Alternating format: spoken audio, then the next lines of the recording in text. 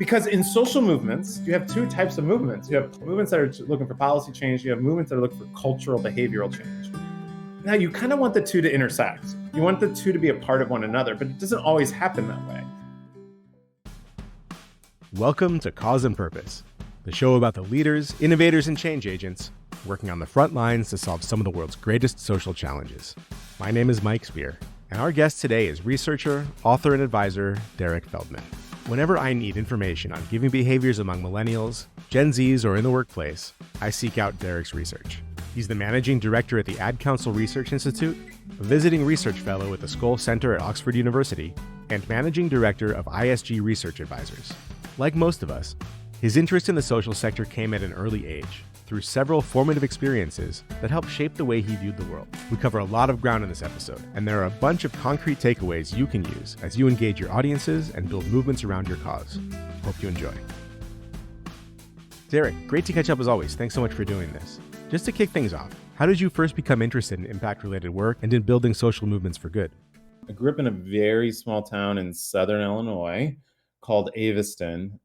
If you have a listener from Activism, that would be amazing. I mean, it's a town of when I left, it was 750, 800 in the middle of southern Illinois, about an hour and a half east of St. Louis. And now it's up to 1,500. So it's doubled. Yeah, big time now. There's 2 stop signs, I think, more than one. But things have changed a little bit. So when I was there, it was interesting because I grew up in a pretty rural community.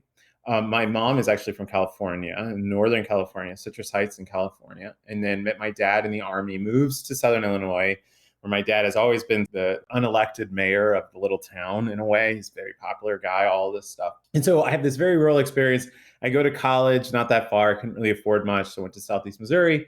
It was an eye-opening experience because I left my sort of small town in Southeast Missouri. It was a small college, and I go to Springfield, and all of a sudden there was 2 or 3 of us statewide interns. I was assigned to policy work. And as part of that policy work, we had to kind of find balance between what everybody in Chicago wanted.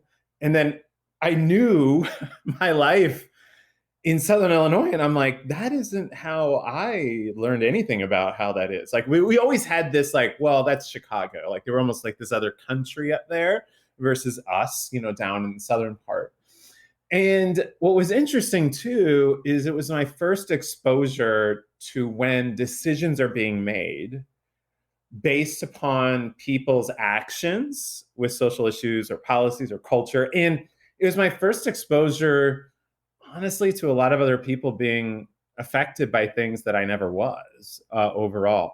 So I had this pretty interesting and incredible experience where I'm like, I think I want to help people. I want to help people get more involved in their issues, because when you're on the other side of it, meaning that those who are in the place of making decisions related to policy, or you're making decisions at organizations, you are the recipient of the constituency's actions, right? You see it and they're trying to influence you.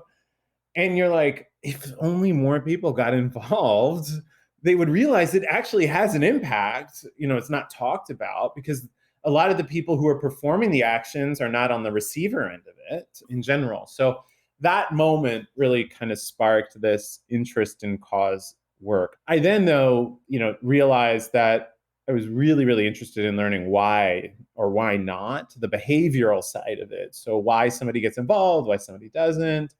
All of those things, which naturally led to a lot of the research work that I do now and still to this day, although obviously much of it was generational focused at the onset from there. So that's kind of where it all started. And, if there ever is a piece of advice for people who are working hard on social issues, is that they do matter. The actions people take really, really do matter, because it's meant to influence the other end of it. And if you ever are on the other receiving end, you would realize how important those actions are. So maybe there'll be a day that many that take action can be also on the receiving end of it. I think my perception is that folks in small town tend to treat quote unquote good works that they do as being more person to person. You help your neighbor out no matter what. There's shared meals, there's hosting, there's different things like that. As you were growing up, I was wondering how you were aware of that distinction. And as you did more work in the field, how have you experienced that, bringing sort of, big picture sort of causes back to people who in their daily life in general, but especially for folks that may treat their quote unquote charity as like more person to person? So I was shocked that entities existed to do the work that we did without those entities. Because when you're in a rural community, you don't have a lot of the things that maybe the organizations that are established in San Diego have, or the infrastructure in general. I'll give you a memory that just always stays with me. I remember going in, lunch at that time, I'm going to date myself, was quite low. It was like 80 cents, 85 cents, 90 cents, whatever it was for when I was growing up in that little community. And I remember that you would have certain colors of lunch tickets for the free and reduced lunch folks. And then you would have, people could pay the 85 cents a day kind of thing. And I remember I remember friends would have the pink ticket and I had the yellow ticket. What was crazy is it really didn't matter. It all went to the same count, in the end. It was just like this system, right? And I remember one of my friends was like, yeah, I got the pink ticket, it kind of sucks. And I'm like, you can have some of mine. Like, nobody really cared when you're living in it as much. And although the stigma on hunger exists when you're in a rural community, I felt like because I knew so much about them, like I knew that their dad or their mom, like the farm wasn't going well. So it makes complete sense. It's in an off year. And like there were so many reasons to understand why they were in their situation more. And I knew more about them. And so for us to deliver food on a week or a weekend, like it's just because we knew each other so well, it made sense. And to not do it felt like you were just being unparticipatory. And no one wanted to be unparticipatory because it was socially uncool within the rural community as well, in a way. And then, I realized there were organizations that do that. When I got to obviously left in Springfield, did all those other things as I mentioned earlier.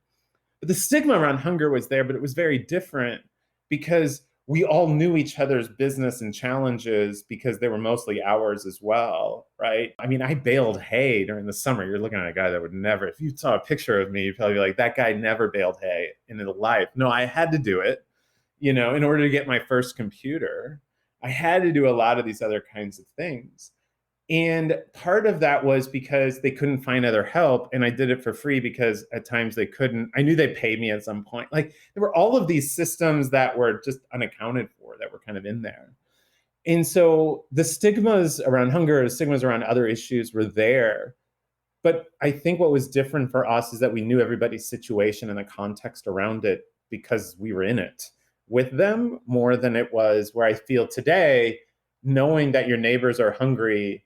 That's sometimes even harder to understand or know when you are living right next door in general. People tend to think more locally, I think, in small towns and rural areas. So bridging that sort of think local, think global divide, I think is an interesting thing that you've taken on in many ways.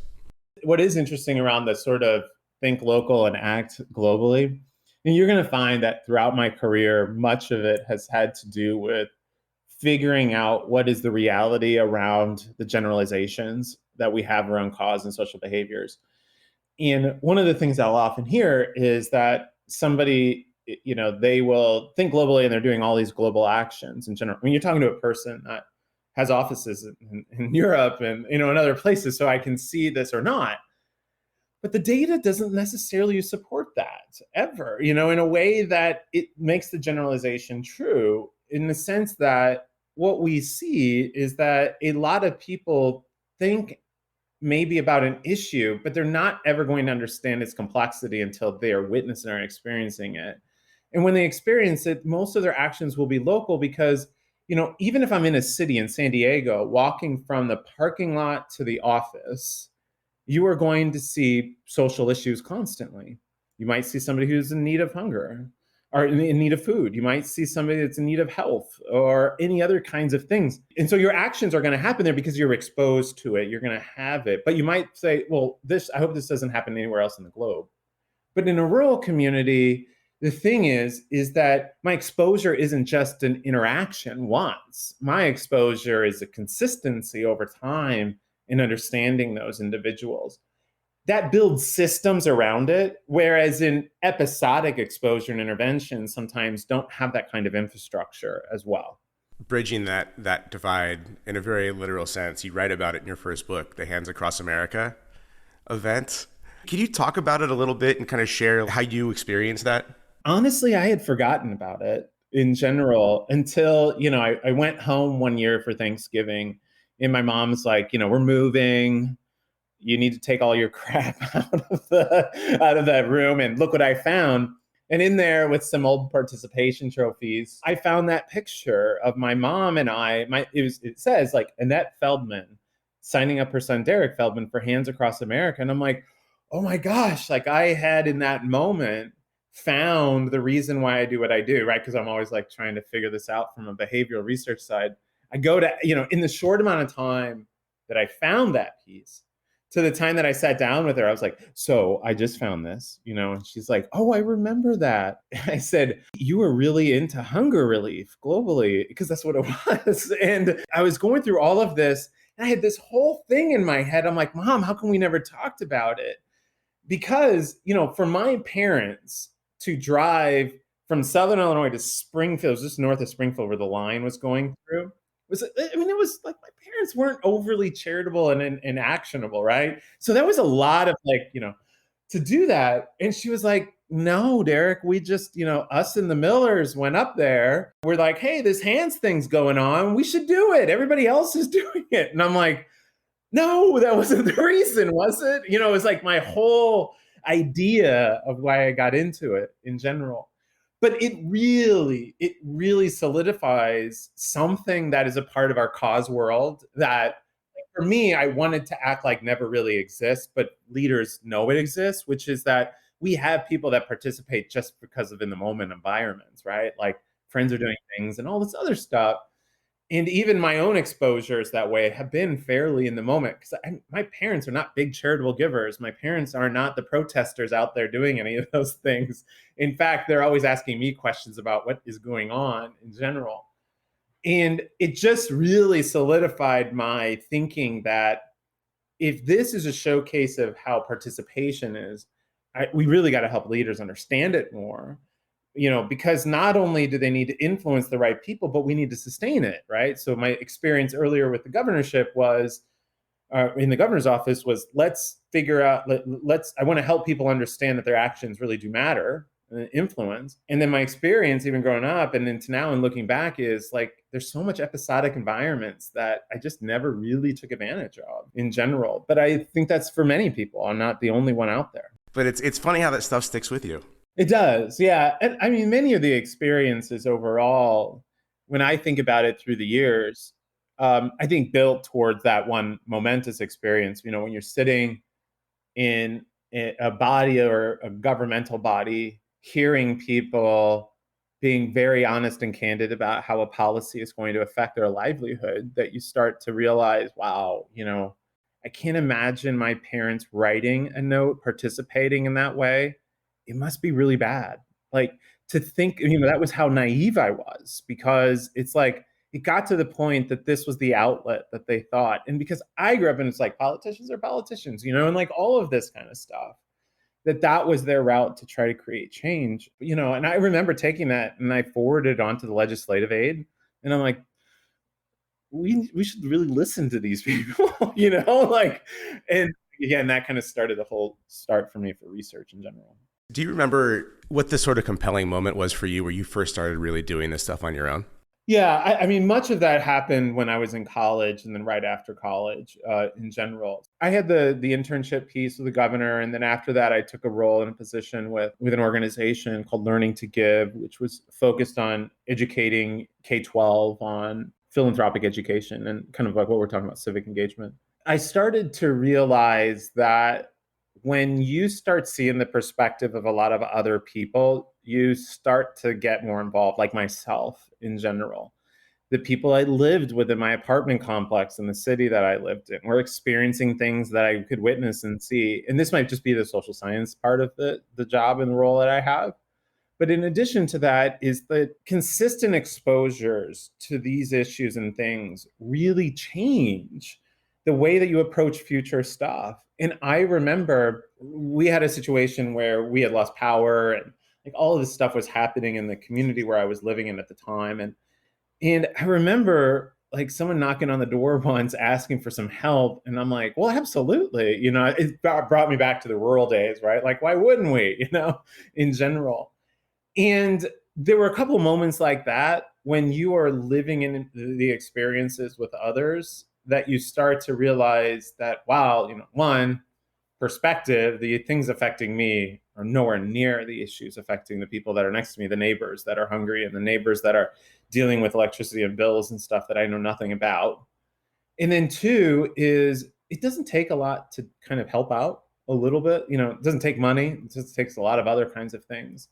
And so I had a little bit of those moments incrementally. But I will also say too is that there was this point when I was at Learning to Give doing some other work, and I started to see a lot of young people because we were focused on K-12. And when I would see them get involved in stuff and then myself not getting involved, it was a little tough. It was a little tough. But there was no pivotal moment, like sort of that one kind of thing. But I would just say is that the more you do, the more perspective you gain for the issues around you that are often hidden. Like I mentioned earlier, around hunger was hidden in a way.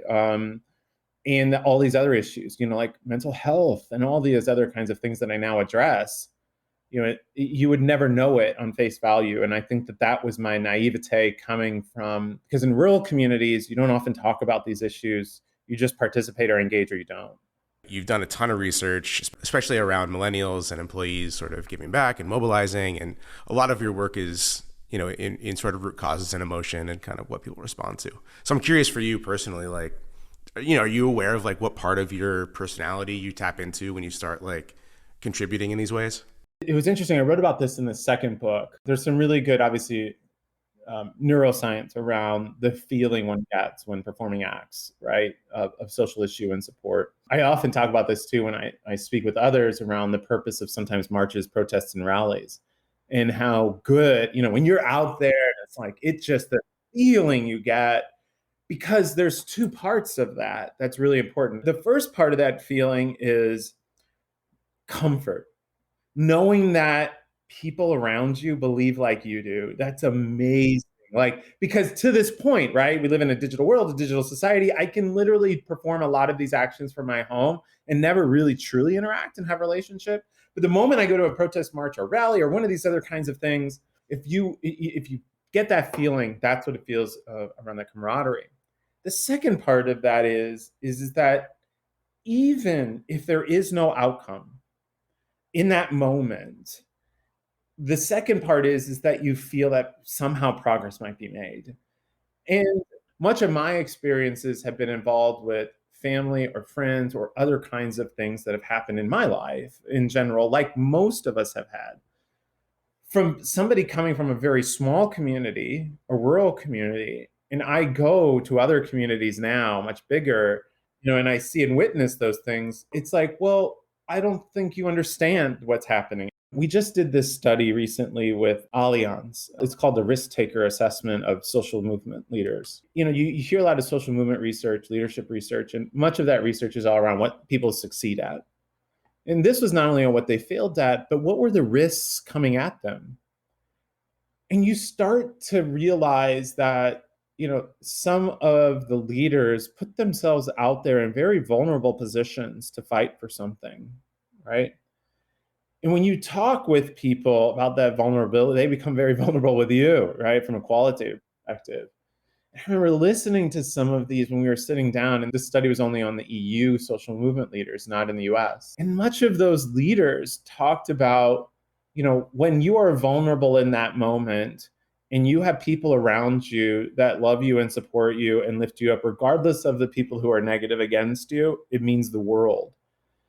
And you need those moments. And I would say that at the beginning, most of the issues, not that we weren't confronting those when I was growing up, they were just, and probably some would say we weren't addressing the root causes. We were just helping people get through, but that's all we knew in that moment. And I think now what has changed for me is trying to get to the understanding of people's behaviors so we can get better at addressing and advocating for the root causes that are necessary in general, because I've seen it work on the other end. And I think it's been those experiences, not necessarily one that I can point to, because candidly, as a researcher, we take every kind of moment as a learning opportunity to figure out, okay, did that work? How do we reorganize that survey or study, and how do we look at qualitative better in general? But that's been some things for me that has been eye-opening. And I honestly wish that one of the pieces more leaders get an opportunity to do is be exposed to other leaders who are risking a lot as well, to learn from them, how to build community, because that's the community that's really helping them. In the global sense, I think there's a lot tied to human nature. In what you said, I heard sense of belonging, wanting to participate in something bigger than yourself, just the sort of psychological aspect of giving being more rewarding long term than receiving, safety and taking risk. What else should be on that list in terms of like enabling people with a cause or with a movement they want to produce or expand? The human nature things you really have to tap into to be successful there. Leaders that focus on action or engagement with their community or their movement, or even a company's trying to get consumers involved, which, candidly, we work with a lot of companies now, way more than we ever have. And much of that work centers around the behavior from the other side, not from the side of the person trying to incite it, right, in general. Because the challenge about the people who want to incite action is sometimes I think they lose mindset around that this issue, is it really that important? Or is it kind of like, yeah, all of those things. So I often talk first about where does the issue sit from the list. And I mean capital T, capital H, capital E. And the list is transportation, health, economics, and employment. These are basic needs. People need to feel, and if those issues affect those kinds of things, now we're in a different ballgame. If it tends not to, and you're trying to get somebody to care about that, you're asking them to go way above how their brain operates. Because our brain is a path of least resistance. The brain isn't going to be like, hold on, really important issue that's affecting you. Let me take care of this other thing and bring it back in. That doesn't work that way. So that is first and foremost. How does the issue stack up against the list in general? The second thing is that when you're thinking about behavior, you will always have people that feel that the reason for their actions, well, they won't necessarily state it this way, but the reason that they do it is because of the sense of belonging. Like, my mom did it because the Millers went and everybody else was doing it. It was on TV, cultural moment, right? I mean, love her to death, but she was just doing it episodically. It is what it is. She belonged in the moment. There are so many moments that happen every single year of our time, right? And each of those moments creates opportunities for action. And it's our expectation that not all of those moments will actually produce people that will be interested longer term. So we move from this belonging state to this state in which that we actually have deep interest in it.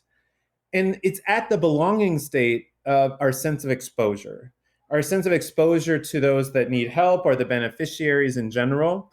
And it's also the sense of being exposed to the realities of the issue and its effects on populations and people overall. This is the storytelling that in your line of work in the past, right? Like, really great storytelling and all of that. Yeah, the storytelling aspect of that, though, the thing that's really, really key here that most people do not market towards is the receiver's knowledge, attitudes, and beliefs already in existence, right? So when we're talking about storytelling for fundraising, you might do it in a certain approach.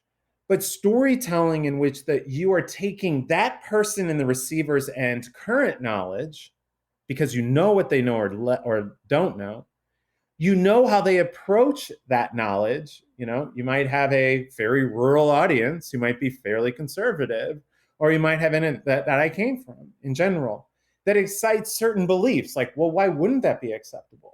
Not because they're just trying to be difficult, but because they just don't know. They grew up in this familial, cultural environment in general. It is the moment that you help them truly understand, based upon those KABs, knowledge, attitudes, and beliefs and behaviors, that moves them into deeper engagement. The work that is not done effectively at that stage, where we take into account the real receiver's knowledge, attitude, the way they think about the issue, into the way that we communicate about it, will determine whether or not they engage. And what we mistake at that stage of is clicks and petition signings and all these other kinds of things as participatory interest. And it really isn't, because you still don't know enough. You still don't have that base there.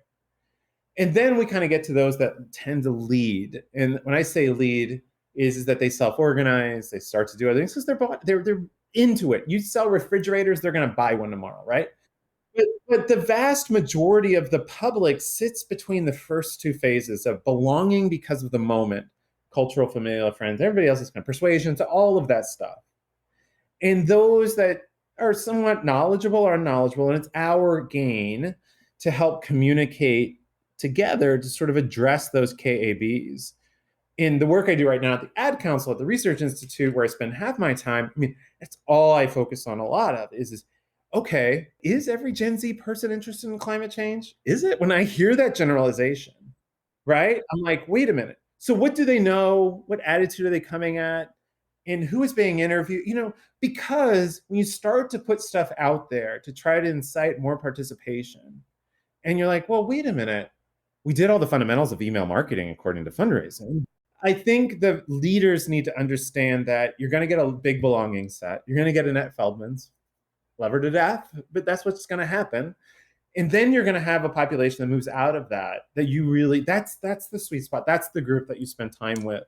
And don't fool yourself with participatory interest. You're categorizing folks in a way by like sort of the initial interest to having more of a sense of belonging to being a real leader, evangelist, or organizer. Personality wise, are those different people? Or there are things you can do to bring somebody from really just that initial conversion point to, higher levels of ownership and action? It was interesting because I think you recall this at some point, it's just like, okay, then all of a sudden they're going to volunteer and then they become it was like, we have these stages. We look at something related to this in which I like, does the real involvement flow actually happen the way we do?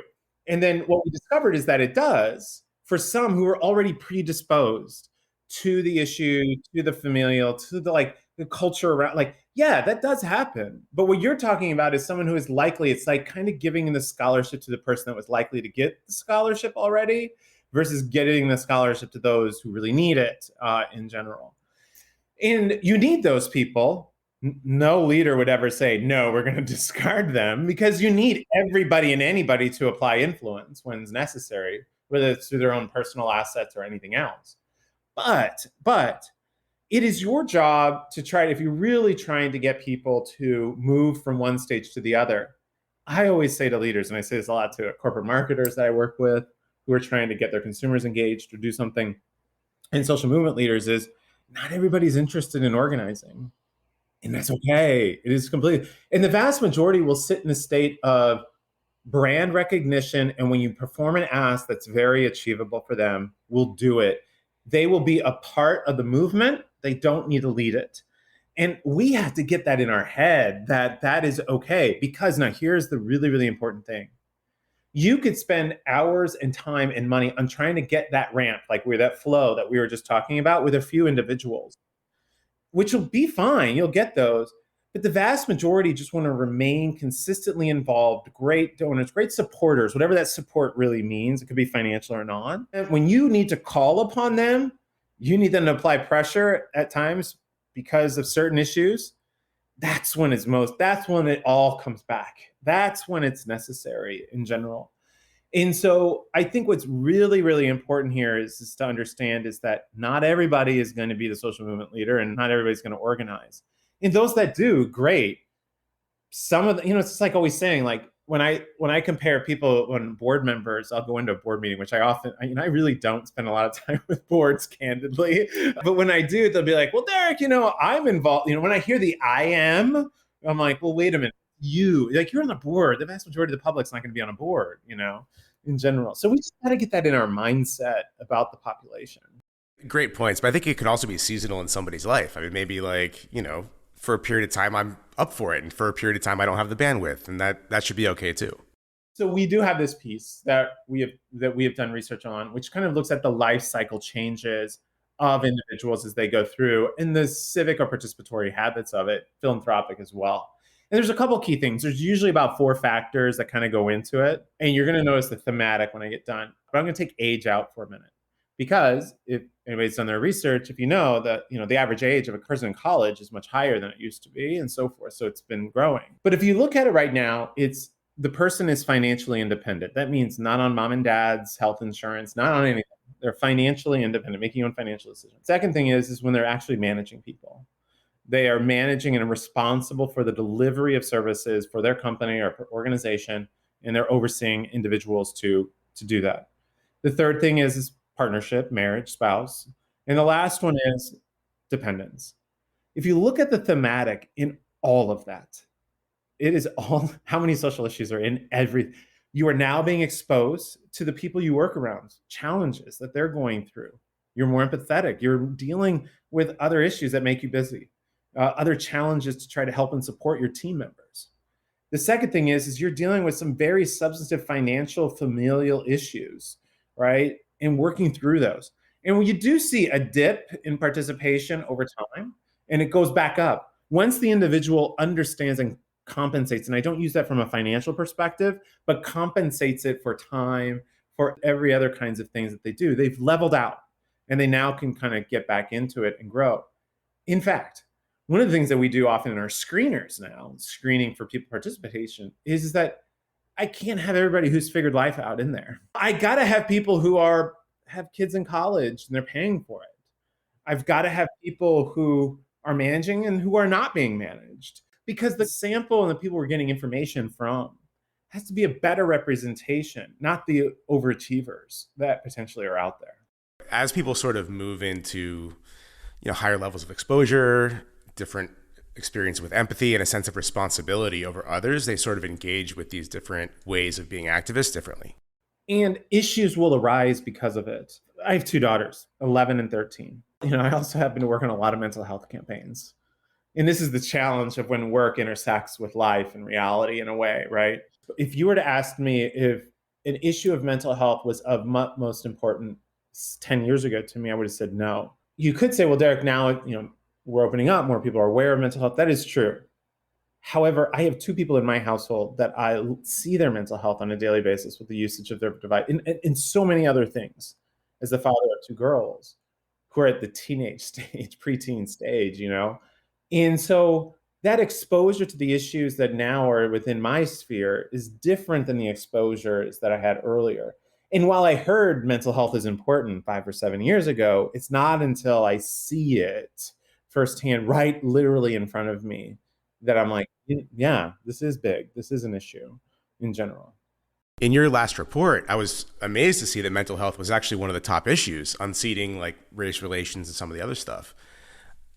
Mental health is so hard, historically, so it's such a stigmatized thing and so hard to fundraise for and all these things, but now it's like right up there with people. It's a lot of the work that my colleagues at the Ad Council are doing related to some campaign work, Succeeds the Awkward, some mental health pillar work, and so forth. And I think what we have to recognize in much of our reports and everything else is, no, we actually have one coming up very soon, which is our 2022 year in review. And there are some consistencies across there. Is I wouldn't necessarily look at it from what was top number one or number two, but rather what's in that top portion overall.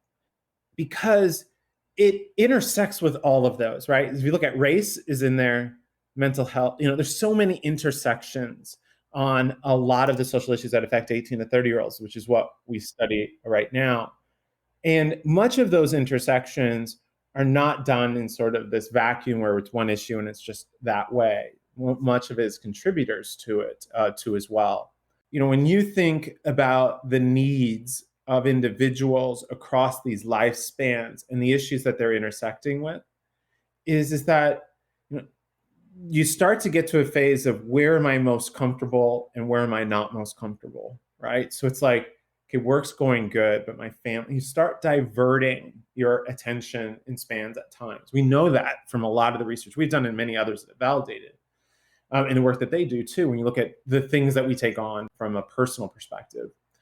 And so it's where do you spend your time and energies and so forth, and what is most important to you that brings you the best joy in that moment are the most important pieces.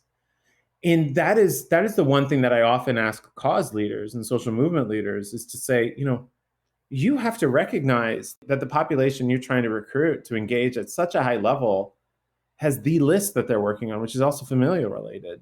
And we're probably not going to be able to do it. But we will over time. It doesn't mean you give up. It just means that your expectation for this nice chart flow of increasing every year of involvement with all this stuff that's out there is like, yeah, that's a world in which society is that sort of a constant in a way. What's unique about millennials, especially now that those guys control so much disposable income? What's different about Gen Z, if anything? And how has COVID changed the way people engage with causes? We led the Millennial Impact Project for a decade, 10 years. I couldn't have done it without the Cases, Gene and Steve Case and the foundation and the work that they supported it throughout those 10 years. With millennials, I think the biggest learning that we had coming out of that 10 years worth of work is that a person doesn't view themselves as these labels that we often give people as a volunteer or a donor. They're just a supporter of a cause or an issue. And we attempted probably about halfway through to try to help the field understand that that stuff's not as important as helping them understand that every action they have has value. Some would say, well, wait a minute, money is more value, like they would go through this whole thing and I have to go through this whole exercise together. And I said, yes, but people also view their vote having more value right now than, say, giving you $10 more because this person might vote on the issue affecting what you're doing.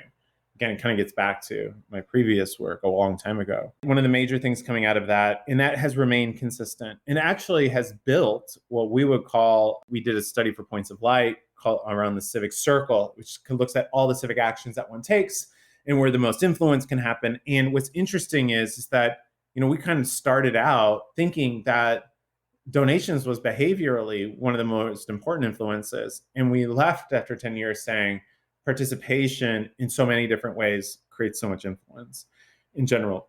And that holds true today. And specifically around that, millennials en masse in voting have such an opportunity. It just is. It just really, really is. And with the fact of disposable incomes, I'm not too, you hear all the folks focused on transfer of wealth stuff. It was big, but it wasn't something that we monitor as much because we know usually that number is not reported with all of the strings attached to that money. So it's kind of like, millennials aren't just going to give free willy, money and it's just going to be great. So we spent more time trying to see, okay, well, what actions are they taking? And most of those actions were voting related, buying decisions. There were all of the things that were secondary effects on social issues and causes in general. That piece is very true. The other thing too, and it's happening, if you look at generational studies, more dollars are made from older generations. And now millennials, they're opening up. If you looked at when we were compared to now, that trend is true. So they are your young donors for those that are just financially focused still, because Gen Z is not there. And I mean older millennials in general too. And lastly, I would say is that a lot of millennials are in management right now. And so much of their social issue, interest, participation, and acceptance of things is happening through workplaces too as well, where they've kind of helped that kind of piece happen. Now, I will say though, and this is often a myth, it's like millennials created that. That's not true. Gen X started that. Millennials just didn't amount of people that really helped reinforce some of those kinds of policies, and now they're making those policies in general too, along with their Gen Xers and leaders. When we think about Gen Z, I will say for us, the financial aspect is incredibly low, rightfully so, low resources and everything else. But what we are seeing way more of than what we have seen, if you compare the 10 years of studies that we did to the studies that we're doing now underneath our cause and social influence banner, which is 18 to 30-year-olds. We're not focused on generation, we're focused on age cohorts. What we see is just political issues are cause issues constantly. While we were in the millennial, if you were looking at comparatives, we'd see other kind of non-political issues in there consistently. And really like women's rights and all of those were a part of it, but it wasn't as strong as where it is now in general. And so our political cultural moments have definitely overtaken as the main issues of Gen Z as compared to when we were doing some of our millennial studies. With millennials, a lot of our work was looking at technologies too, right, that were being used. Social media platforms and primarily. It's interesting to note that in a lot of the work I do right now with Gen Z, and we look at influences to that behavior, there's this sort of growing skepticism a little bit of some of the online stuff. It's like, yeah, not surprised they're promoting it. They're an influencer, or, like those kinds of things. So there's still awareness building, but trust is definitely being built within small friendship groups still, where I think we're just still learning about a lot of the social media platform use and causes and so forth on the other side. Hopefully your listeners don't take that as a don't do it. That's not the case. There's more cognizant recognition and appreciation of the limitations and usage of social media.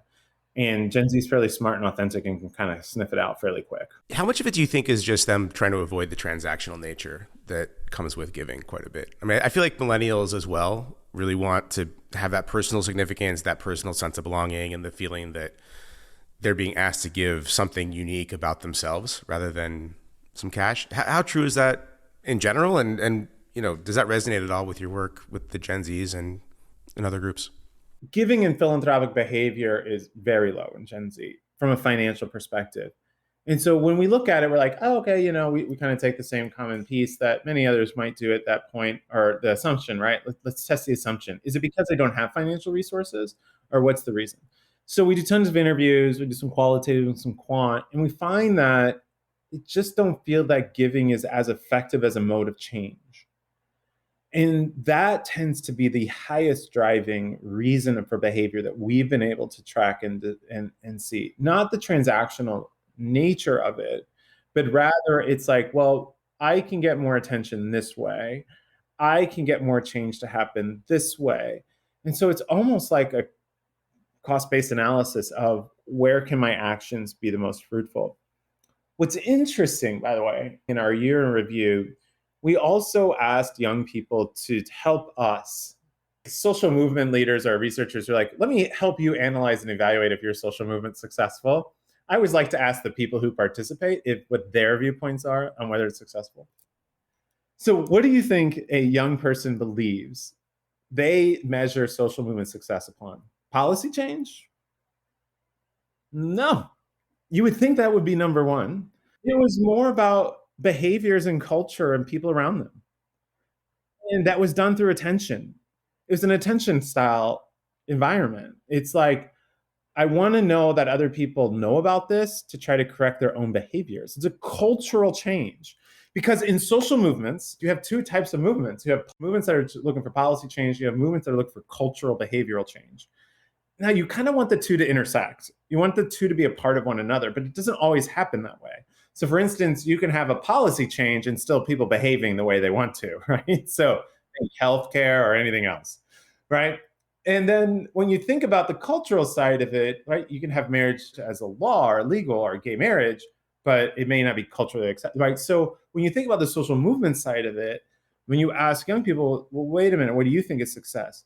Is that then it basically comes down to knowledge and attitudes and behaviors and beliefs are changed in addition to policy, but let's put one before the other in general around them. But I think that that's an important piece, is to look at the perspective. And when we usually think about transactions or giving, it just has always been fairly low. And I mean low, to give you an idea, it's like 5% of, they believe it's, we'll get less than 10% effectiveness, 5, 6, 7. One time we had it at 12, and that was during COVID because people were trying to give resources and money, which I'm going to come to, which is a part of your COVID question in a second. So I think that what we are seeing right now is a change in belief in what is effective from the individual participant level. Now, I know some cause leaders are going to be like, I hear you, I recognize it, but you have to understand how it's perceived, right, from the other end of it in general. Now, let's talk about COVID. Where we saw changes was direct service product donate, like all of that stuff, donations, funds, all of that had dramatically increased in all of our studies, double, quadruple. And then it has since that time gotten and flattened back to where it was before. So that was the dramatic difference, where actions of, all the typical other social movement actions were sort of lessened in what they believed was needed in that moment. And direct support and access was, such as, it was almost like natural disaster behavioral in general than what we've seen. Once somebody starts on like a campaign, signs up for something, they volunteer, they give, or whatever their entry point is, how do you keep them involved over time? And how much of that is Are you able to shift from like an emotional sort of person to person view of things towards like, impact data or policy change, things that are a bit more abstract? Over the course of the last 10 to 15 years, there have been great new technologies to make giving as a transaction easier. New technologies that help to incite actions that we didn't have before. That was just truly amazing. I mean, the first year of our Millennial Impact Study, we didn't even incorporate some of the social media platforms in it because they weren't really there yet. I mean, they were like, okay, we got to kind of do it the next year, right? So I think the reason that while it was always there, and I agree with you, the reason our attention moves towards the other places because we have tools to make those pieces easier, but it's harder to make the motivational side easier, right? So I can make transactions and other stuff happen. Now, to get to your point, and this is the piece that is so crucial. I will talk with a leader constantly about what are you doing to keep people involved, and they immediately go to the digital side. I'm like, always. And I'm like, okay. But here's the thing. So I want to backtrack to how individuals look at progress in general. I always love the studies that it's like, these people want to see the impact of their gifts.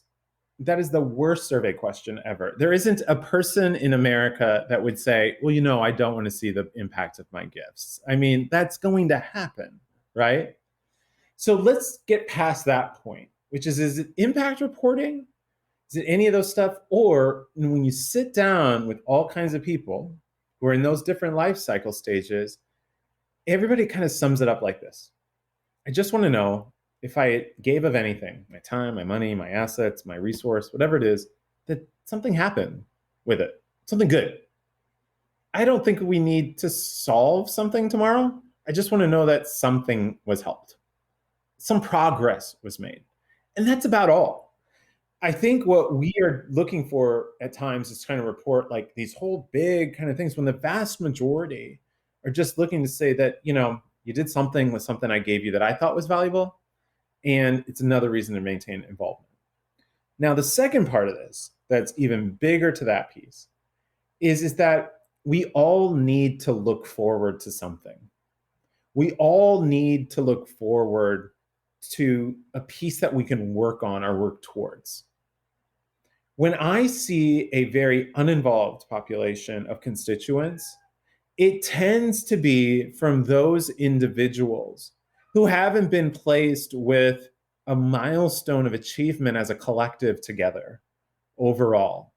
They haven't been presented with something, not a 2030 goal, not a 2050 goal, but what is it that we, supporters of this issue, no matter what that support comes in, what are we all fighting for? That we can achieve together in 6 months or a year that makes me want to stay involved because it's such within reach.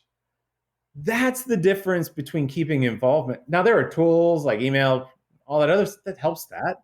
But you as a leader have to create milestones of issue achievement for your constituents to rally around, to get excited about, to get their fellow friends involved, to communicate and participate with in general. If you don't do that, it is no surprise that you sent me the direct mail letter in December and I don't really hear anything. I don't have anything to work towards or work for. I'm going to lose interest naturally, regardless of how beautiful that email is. And you did everything technologically correct. And so that milestone is based upon progress and the person feeling that they had a contribution to that progress. That's the secret to a lot of the engagement that is often missing. Our engagement is, okay, opportunities to get more involved that don't ever communicate, don't ever really, really communicate about what we're fighting for together and what's in reach and what I need to be involved with. So that's where we need to head. How does that feeling of just doing something that helps somebody someplace connect, if at all, with things like the effective altruism movement? The desire to really tackle only the high impact programs or focus on solving root causes, that sort of thing. Well, I think you're talking about the difference between a slice of the population who it is their job or high interest to determine impact, right? Versus those that want to know they're having of impact in general. It's like saying the board members' behaviors reflect the population's behaviors. And that doesn't work out that way. Because my studies only focus on the general population. I always tell somebody, they'll be like, Derrick, can you talk to major donor or major gift officers? I'm like, you guys are going to hate the stuff I say, so probably not. In general, I'm not your guy. There's probably better folks. Because my focus is on those, the swath of the large American population or any international population that we work with to try to get them to be activated and involved. Will they be your biggest donors? No. But a force as a collective, they're pretty powerful, right? And they got a lot of resources in general. And so, there are some in there. And here is the thing, though, at the end of the day, I will have people signal in studies, I do a lot of due diligence on, okay, can you share with me the transactions that you gave to in the last year? And I'll look in there and there's tons of episodic giving because it's natural. There's tons of all other kinds of giving in there that goes, they didn't put their standard against it because when we see challenge pain, we're human, we're empathetic people, we're going to react. That is going to happen. So to say, and from the effective altruism movement, that you only make those decisions that you're trying to say in a moment of challenge pain in society, like you're going to kind of dismiss the empathetic feeling that you're going to get in that moment to step in to try to do all of the other things necessary. Now, some might say, yes, that needs to happen. Okay. But I can also say that the vast majority of the population is not going down that decision-making process. And those vast majority of those are going to be the people that you need to show that the issue has strength, it has a community, and it has some influence in some way, shape, or form. Even if we're not being as narrow, say, as effective altruism's, handful of organizations they put forward, do you think people are interested in understanding the nitty-gritty behind the causes they're donating to, or understanding that this program is better than that program empirically for these reasons? Or do they just, does it not enter the conversation as much? We did a field test once. In an email and a direct mail, we put the CEO's cell phone number in it and said, if any of you want to call us, call me personally to talk about how we'll use your gifts. My cell phone is below. You can do it. How many phone calls did they get? 0. And we even bought a list, by the way. But when we post-surveyed individuals who donated, and we said, what was the first time? They said, it was really great to see how transparent they were. Knowing that if they wanted to, they would. So now we're getting into desires versus behaviors, right? So I agree with you that, and every organization that's listening to this should absolutely 100% do as much transparently as they can to show impact. And even if you want to put the cell phone number out there, but realizing that the signal sometimes that we get, because sometimes when you are operating those things in vacuums and asking questions, it's acceptance bias. I don't want to look bad. And so, but we have to recognize the realities of that intersects with the realities of the world that they're living in. So I don't think, what I would say is every leader should do everything possible to show transparency and talk about impact as much as you can. We should be also recognizing that not every person is doing the evaluative environments that some that maybe get more attention in the philanthropy media might be doing. Makes sense, right? And since the general population is the vast majority of funding, 70% of the dollars, right, or individual donors and so forth, then I think we kind of have to look at it and say, what does involvement really mean for us? How do we ensure that we create opportunities over the year to address milestones and keep them involved that way? Because just because they're a member, just because they gave once, and you don't have them working towards something, even if it's attention or anything else towards the next milestone you're trying to achieve, there's no reason really to follow other than just pure passion and desire and interest, and that can be easily taken up. I'm curious, for all these groups that we've talked about, and even the human nature side, do people engage with causes differently in a corporate employee environment? What do you see there? And, how can organizations do more than just the greenwashing stuff? Like, how do they really incorporate social impact work into their corporate cultures? Some background for the listeners. So we run a research initiative. We have several. One is on cause and social influence, which is sort of the post-millennial impact studies, and that looks at 18 to 30-year-old social movement, social issue behaviors and actions and influences, because we're pretty good on what they're going to do. It's sort of like who's influencing that behavior is really important. Another study that we do tangentially is called the corporate social mind. And that piece is looking at consumer and employee perceptions of corporate social behaviors overall. So we do general population, and we do a comparative actually between two countries, the US and Germany, to try to see some differences along with my colleagues in Europe. A lot of that study is looking at, especially at a time right now, corporate social issue involvement with big issues, topics. So we usually take like 4 or 5 in the US, 4 or 5 in Germany. We look at, issues as relates to migration, immigration across countries, and then social behavior. What's interesting on the corporate social mind is that there is still a high expectation that companies are involved in social issues. But now here's the interesting part of that. It doesn't necessarily mean that they want to be involved from a consumer standpoint with that company. So it's kind of like, you should be doing that. Don't expect me to be involved in doing it with you, for you, or on your behalf in general. So we got to keep that in our perspective, because when I work with, and I mostly work with marketing teams, so like CMOs and others that are doing brand integrations, social issue integrations, and so forth. And in much of that work, I often talk about it is, okay, what is your outcome of this in general? Why do you want to take on this issue? And while some come to us and want to do the issue of the moment, and we're always like, sorry, we can't help you. Because I can kind of sniff that out fairly quick. The folks that do want to do something more long-term, and we work with folks like BioStore, who owns the parent company in Nivea, Eucerin, and Aquaphor globally, to we've done work with American Eagle or Levi's and others. And the companies that are interested in working on social issues see them as, how do we use our platform to generate awareness and engagement, not with us on our behalf, but within the issue, because they might be affected by it. And one of the best ways is that, and I often talk to CEOs about this when they're about ready to handle a social issue or work on one, is, you really don't need to be the loudest voice in the room. I know that sometimes people expect you to be because of your company.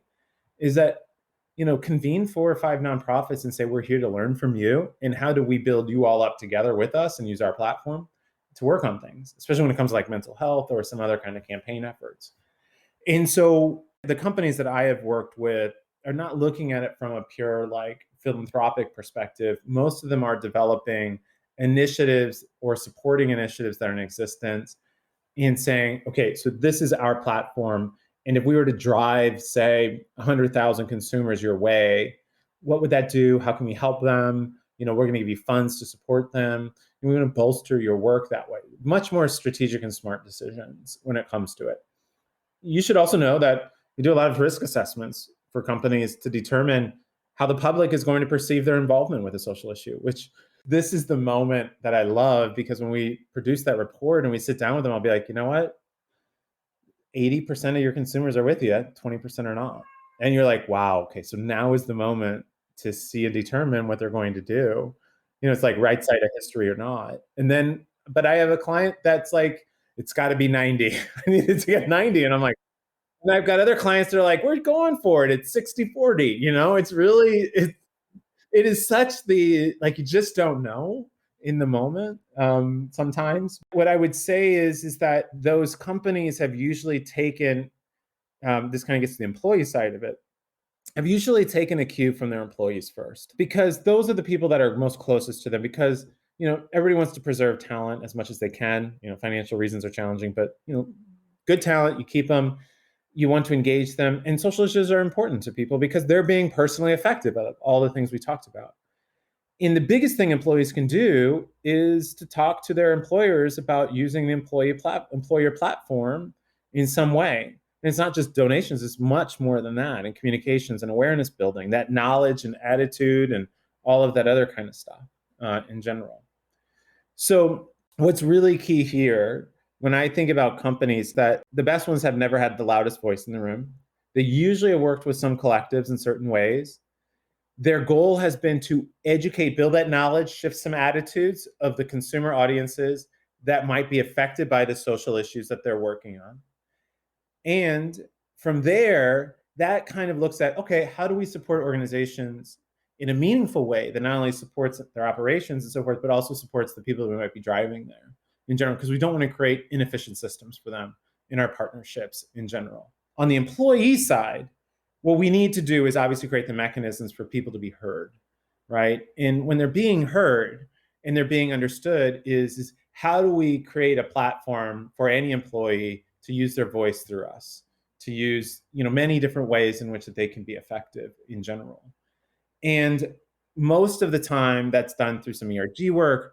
But what I find really, really important is that we let our employees help us understand the realities of the consumer public too as well. I work with companies that ask employees to go ask their friends and family, how are they being affected by issues? They become our eyes and ears out in the community to help us truly understand the communities that we live in, what they're dealing with. Because it's very easy to be wrapped up in sort of your own little bubble, especially in certain things. And so employees are great connectors into community, and not just to organizations they're involved with, but from a social research perspective, helping us understand what families are dealing with in communities that need help. How would you recommend, or what have you seen as effective in terms of taking these values, sort of social impact sort of ideals that maybe talked about in the C-suite or codified, in the company ethos, but driving alignment and making it tangible for folks on the front line? With Levi's, it's all like, how do we encourage and engage every aspect of our business into it? In the book too, I talk about Aerie, their president, Jennifer, is just amazing. She will take store footprints. She'll do whatever she can to communicate about young girls and food and environments and mental health. And it's just great.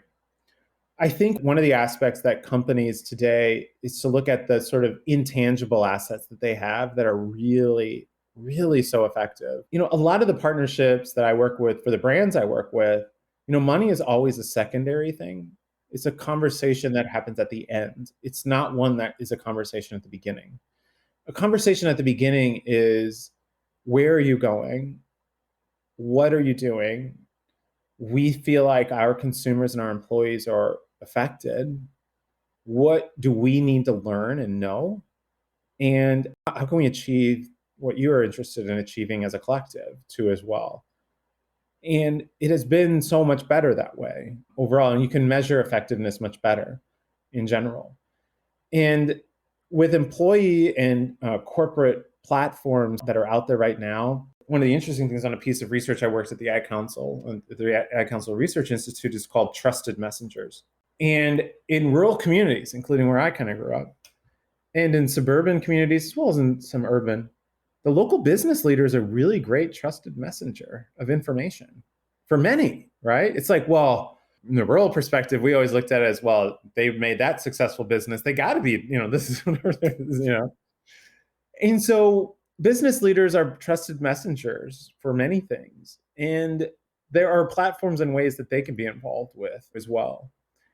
And I think that the best leaders out there are ones that lift up the organizations and the issues before themselves and the company, and have figured out collective impact before they've decided that they're going to make investment impact in some way. And lastly, the corporations, at least the ones that I have looked at too, is that have done a lot of really great research to try to understand what aspect of the issue they can actually help sort of move the needle on together with somebody versus just coming in. And specifically what that means is where they add value. In fact, we have this in our slide deck, we'll talk to a company and say, at the end, like from our research, this is specifically where an initiative can add value. And I am very clear, here are the places where you will not. And we have to accept that we as companies and leaders can't do everything, but we can add value, and we got to find where that value is. So that requires some time and research for sure. What do you think is on the horizon for nonprofit fundraising, for cause-related work, and for some of these companies that want to do more than just, essentially maximize shareholder value? I think part of it is understanding from the corporation's perspective that our company isn't in isolation, an island by itself. It has employees that come from the community. It has vendors that represent families. It's got, so suppliers that do once you start to recognize the intricacies of the networks of things that make business happen, start to realize there's real people, there's real things, there's real society around it overall. That's the mindset we discuss. And when you think about it from that perspective, you start seeing that from a corporate mindset, that risk and challenge from political, cultural, and social movements and issues are going to cause disruptions. And, whether we take a stance or not, there will be other issues in the future that will come at us because the people that are in our society are going to be affected. And they're going to have all these other intricacies too as well. And as I always talk, it's like, well, how do we take a line here and don't take a line there? There is no easy answer. You have to look at it from the perspective of these kinds of moments and what the values are and where they represent within the company. Now, that is a line you'll often hear from consultants, but usually what you would say to that is, do we as a company want to stand behind inaction or this kind of, when you start presenting actual action and assess where you would be with those steps, that's different than just saying, we're coming out with this, kind of thing. I think we now live in a society that we need to assess where our involvement and how it will look across many different social issues and spectrums.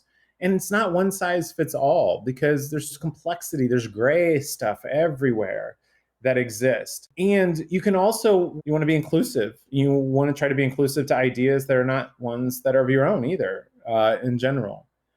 And so as I look at it is to say, if you're pretty solid on what you stand for, the rest of the decisions usually can come in line. The person who says the 60-40, they made their decision solely based on what they felt was what the company needed to do based upon their value set. The person that was 90 was like, well, I'm unsure a little bit. And that was just always waffles to me because then I kind of look at it and say, I wonder how strong the internal culture, is if you're going to get pushback in general. So I think for corporations going forward, I think we're out of the episodic environments. We're really looking at initiatives adding value because some, and rightfully so, have been burnt in the past appropriately for their participation. And again, rightfully so. For the future of corporate social issue involvement, I think the company has so many other platforms and assets because they into themselves are a trusted messenger. And that's an important key piece. On nonprofit fundraising and all those other kinds of things, I think we all recognize that individuals have much more to do than money and volunteering. So that narrative, when we started to shift that from the research, kind of taking ground, I'm not saying we're responsible for it, but many others too are as well. I think we've realized the capacities of the human population to have to do more. A lot of organizations in the future are going to get better at maintaining interest because they're fighting for something and they know it. And you have really, really great communicators coming up into leadership that know how to parse out milestones and communicate about those milestones along the way. And I think more and more organizations are going to operate like social movement style organizations of the past now because the tools will be easier. And it's not so much just about service delivery, but it's about what we stand for across all communities and how we're going to mobilize people in general. In this line of work, I've seen it happen more and more, where organizations come and say, we want to shift to a more movement style. And I'm like, well, what does that mean, in general? And what it usually comes down to is we want to put something out there and fight for it. Because we can't just deliver and not fight for the issue at the same time at this point. What's the path not taken for you personally? Like if you weren't doing this kind of work, what would you be doing? I actually went to Southeast Missouri I got a criminal justice major and a minor in zoology. I had no idea what I was going to do. Zoo cop or something, right? I originally thought an architect from there. I would really probably be a teacher. Yeah. I mean, I love teaching what I do now as well. It's fantastic. It's fun. It's fun to see up and coming leaders who are really trying to learn, as well as ones who have really been in the system for a while. And so I think that would probably been the path. in general. Now, after looking back at it, but if you would have asked me early on, I would have said an architect or something in marine biology, but that didn't really work out. Of all the cause areas that are out there, there are many important ones. For you personally, what do you think is the most important thing we can tackle right now? Hunger. I mean, we produce enough food in America to feed everybody, but our neighbors are in need and hunger. So that's, a challenge that I think is fixable based upon the product. It's not a supply chain. It's like it is and it isn't. So I think that that's an issue that we addressed, and I work closely with Feeding America, and it's great. They're working hard. The second issue is just, and this comes down to the economic, remember the list, is kind of the health and economic side of it. I mean, wage and employment. It's just challenging, when you see multiple jobs, all of those. The economic side, and you talk about life cycle changes, because, and the reason why it probably hits me more, if I was not in this job, I don't think I would have said that one, because I wouldn't have exposed to it. But when you start to interview, survey, do as much research as we do, because we have to have representative samples, you start to hear it and see it and witness it firsthand. And especially when we do ethnography pieces. So that piece is really challenging because it affects family, it affects so many things in general. Other thing on a slight piece, and I had a liver transplant 6 years ago. And so I encourage everybody to be an organ donor. The person that I got a liver from saved 7 people besides me. So if you really want to have personal impact, that is a great way to. So that is another thing that I'm personally involved with because I'm the direct recipient of that. So to the point that we were talking about earlier, nowhere near would I've ever said that, until this happened. So when you're ready to move on to a new chapter, what would you like to have accomplished with the work that you're doing now? This is interesting because a lot of the stuff I do now, I'll be at a conference or an event, like, we use your research all the time. Like, you never know. Like, you see people clicks, and I get all these reports and stuff, and I'm like, what if that's just a bot and nobody's really doing any of it? It'll be great. I'll go to a conference and they're like, Derrick, thank you for, that piece is great. And I think so, like, when I'm all done, I am hopeful that, and this happens a little bit now already, but that cause leaders use it and are like, it really helped. Like, we have more people fighting for our issue because we took a cue from what we learned from you. Like, that would be amazing. Because that's what our intention has always been overall. And it's interesting because, when I think about research, it's like either to prove or disprove something sometimes. It's how people approach it. And I don't. It's all like, okay, so here's another piece to the puzzle, right? We're all trying to figure this stuff out. Getting closer and closer every day, but doesn't mean we have a lot more to do. But at least people are learning along the way with us, and it's kind of like happening in that manner. So that is the biggest thing that would be hopeful. I will say it's interesting that my kids now kind of, they're like, Dad, I Googled you. Like, you wrote a book. I'm like, well, not just one, but that's fine. It has been interesting because they have come to me with a lot of questions around current events, and it's been fun to inform and educate and to try to, provide all sides of all stories, which is, as a researcher, we have to do. So hopefully they'll take that and learn from that is kind of the other big thing. But it's kind of interesting to see when, your kids are growing up in a lot of these issues that you're studying. Lastly, what's next for you and for the work, and how can people get in touch and access the great information you're putting out there? We produce Cause and Social Influence every quarter and then an annual review. So we produce that every quarter. Corporate Social Mind, we produce at least once or twice a year, comparatives in general. So you can all find that on the corporatesocialmind.com, causeandsocialinfluence.com. You can find those 2 studies. All the research that we produce at the Ad Council that I produce with them, since I lead the Research Institute there, can be found at theadcouncil.org/Research Institute. There's really great studies if you're a marketer who's interested in like trusted messengers on certain social issues. We've got great reports on everything from voting to loneliness, and from the pandemic, we did tons of COVID stuff, you name it. So lots of really great there, and some really good, interesting stuff coming out on mental health in the future as well. So those are great resources. And then the books and stuff you can find at my website, derrickfeldmann.com. In addition to those research studies, I'll be producing the next book, which is going to be we're going to be breaking down the socially conscious consumer. So one of the myths in the field is that, all Gen Z is this. Anytime I hear the word all, I'm like, immediately we're going to do something in general. But marketers a lot of times talk about like socially conscious consumers. And then there's even socially conscious consumers that don't even consume the goods, but they're socially active and activists in general. So we'll be doing something on that. In addition, there will be some work being done more on the movement side of my work through Oxford, that I work at the School Centers as a research fellow over there. So yeah, thanks for the time. Well, thanks so much, man. It's great to catch up. Thanks for the time and the insight. Thanks so much. Really appreciate it. Absolutely. All right. Take care, my friend. Well, that's our show. Big thank you to Derrick for taking time out of his schedule to speak with us. For more information about Derrick's work, find him on LinkedIn or check out the show notes at causeandpurpose.org. If you enjoyed the show, please follow, subscribe, or leave a review wherever you listen to podcasts, or share the link with any friends or colleagues you think might find it valuable. One of the biggest pieces of feedback I've gotten about Cause and Purpose is that I tend to focus too much on the guests and don't give listeners a chance to hear about my story. Well, that's all about to change. Please join us next time when our guest will be me, alongside Altruist co-founder Eric Barella. We'll be talking about all things Altruist. We'll include some personal backstories, our inspiration for starting the company, and there will be some healthy debate about what we see as important in the social sector, where it succeeded, what's holding it back, and the importance of measurement and evaluation in impact work. We very much hope you can join us. Until then, Cause and Purpose is a production of altruist.org. On behalf of myself, Derrick, and our entire team, thank you so much for listening, and we look forward to speaking with you again soon.